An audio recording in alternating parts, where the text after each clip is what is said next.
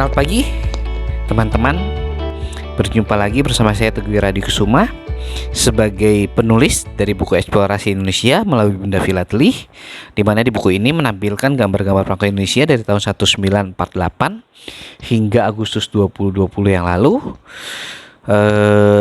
Dan saya juga merupakan salah satu dari 4 juri Indonesia yang sudah memiliki sertifikasi dari Federasi Filateli Dunia atau FIP.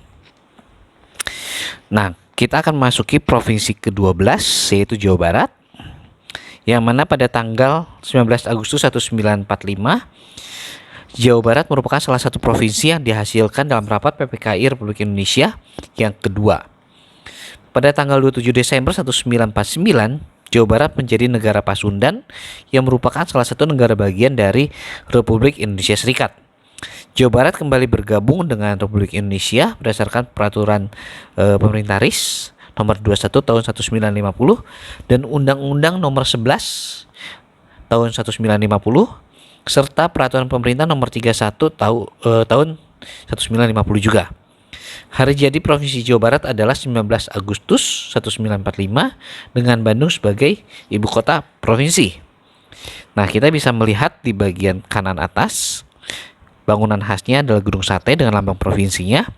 Kemudian untuk faunanya sendiri adalah harimau totol, satwa langka yang dilindungi habitatnya di Taman Nasional Gunung Ciremai, Jawa Barat.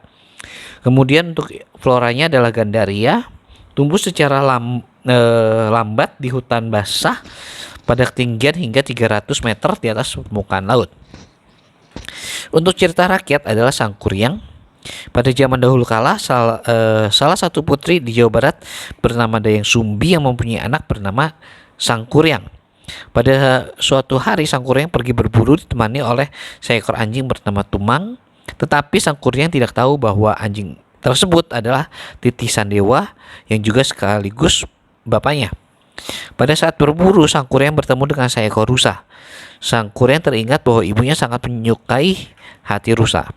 Akhirnya Sangkuriang menyuruh Tumang untuk mengejar rusa tersebut. Namun Tumang kehilangan jejak rusa tersebut dan Sangkuriang menjadi marah karena Sangkuriang sangat ingin memberikan hati rusa pada ibunya.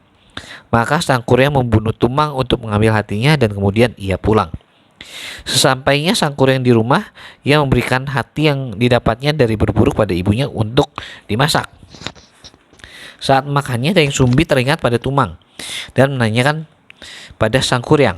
Sangkuriang menjawab dengan wajah ketakutan Tumang mati. Dayang Sumbi marah dan memukul kepala Sangkuriang dengan sendok nasi lalu mengusirnya dari rumah.